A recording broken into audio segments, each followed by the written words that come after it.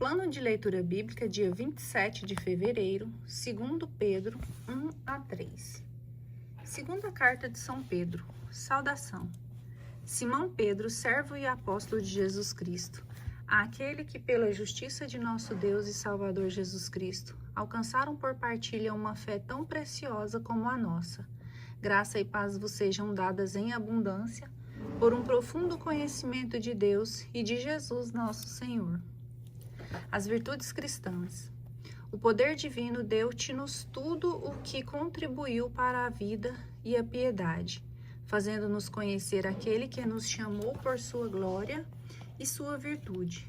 Por ela temos entrado na posse das maiores e mais preciosas promessas, a fim de tornar-vos por esse meio participantes da natureza divina, subtraindo-vos à corrupção que a concupiscência gerou no mundo. Por esses motivos, esforçai-vos quanto possível para unir à vossa fé a virtude à ciência, a ciência à temperança à paciência a piedade o amor fraterno e o amor fraterno a caridade. Se essas virtudes se acharem em vós abundantemente, elas não vos deixarão inativos nem infrutuosos no conhecimento de nosso Senhor Jesus Cristo. Porque quem não tiver essas coisas é míope, cego, esqueceu-se da purificação dos seus antigos pecados. Portanto, irmãos, cuidai cada vez mais em assegurar a vossa vocação e eleição. Procedendo deste modo, não tropeçareis jamais. Assim vos será aberta largamente a entrada no reino eterno de nosso Senhor e Salvador Jesus Cristo. Eis que não cessarei de vos trazer à memória essas coisas, embora estejais instruídos e confirmados na presente verdade. Tenho por meu dever, enquanto estiver neste tabernáculo, de manter-vos vigilante com minhas admoestações, porque sei que em breve terei de deixá-lo, assim como nosso Senhor Jesus Cristo me fez conhecer. Mas cuidarei para que ainda depois do meu falecimento, possais conservar sempre a lembrança dessas coisas. Garantia da doutrina apostólica.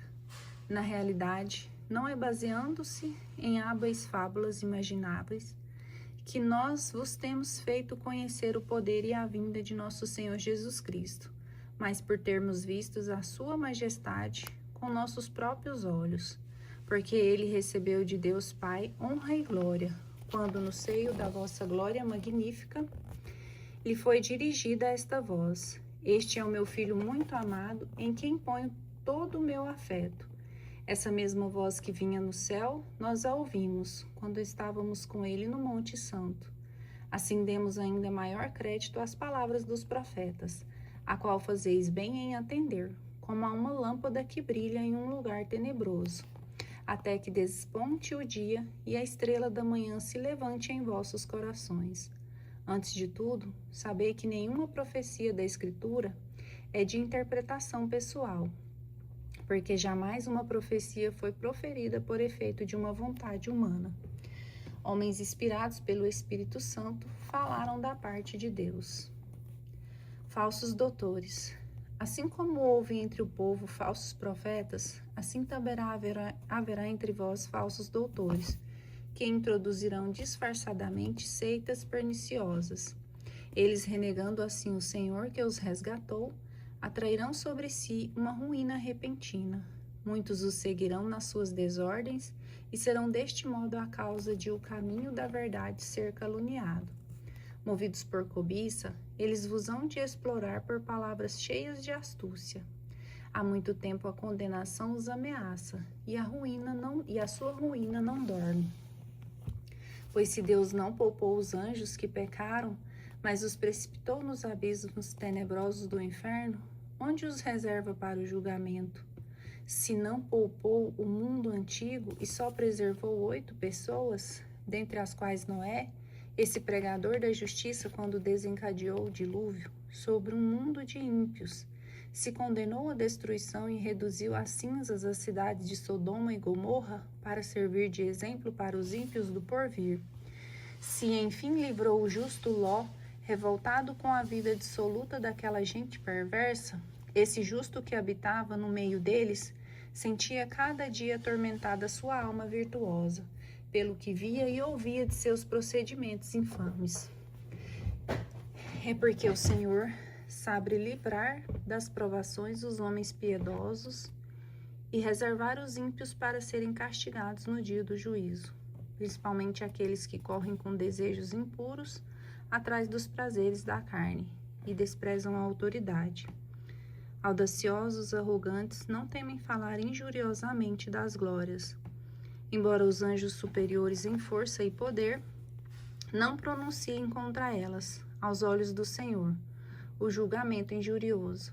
Mas estes, quais brutos destinados pela lei natural para a presa e para a perdição, injuriam o que ignoram, e assim da mesma forma perecerão.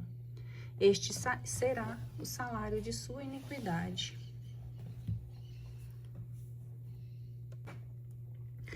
Encontram as suas delícias em se entregar em pleno dia às suas libertinagens.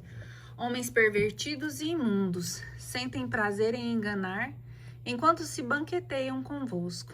Têm os olhos cheios de adultério e são insaciáveis no pecar. Seduzem pelos seus atrativos as almas inconstantes. Têm o coração acostumado à cobiça, são filhos da maldição.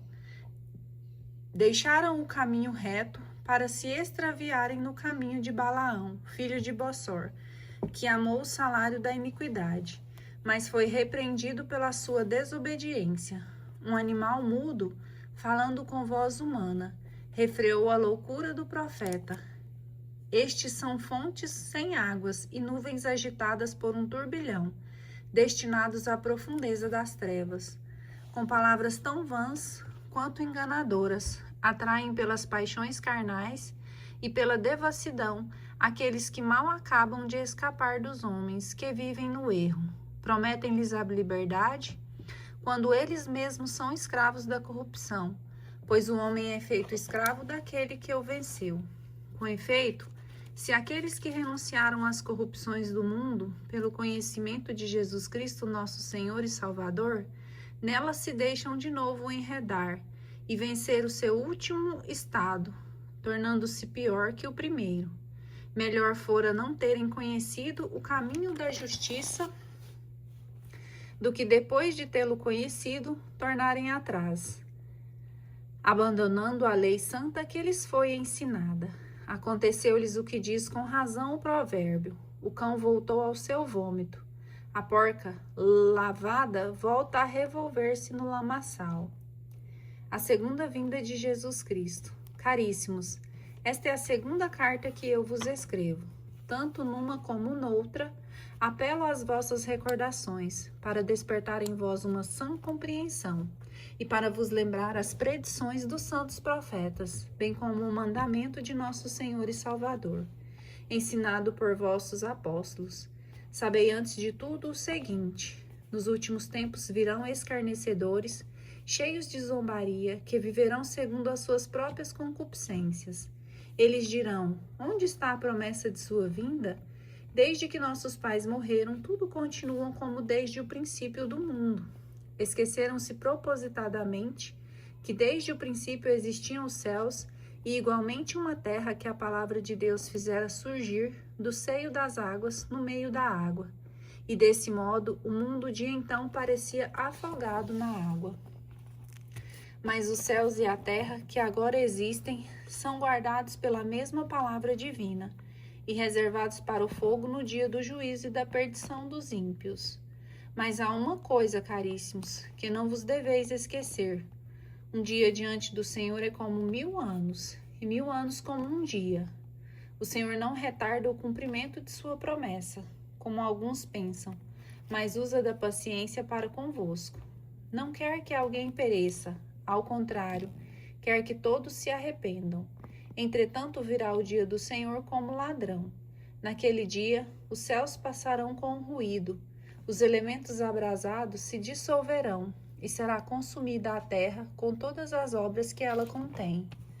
Uma vez que todas essas coisas se hão de desagregar, considerai qual deve ser a santidade de vossa vida e de vossa piedade, enquanto esperais e apressais o dia de Deus, este dia em que hão de dissolver os céus inflamados e se hão de fundir os elementos abrasados.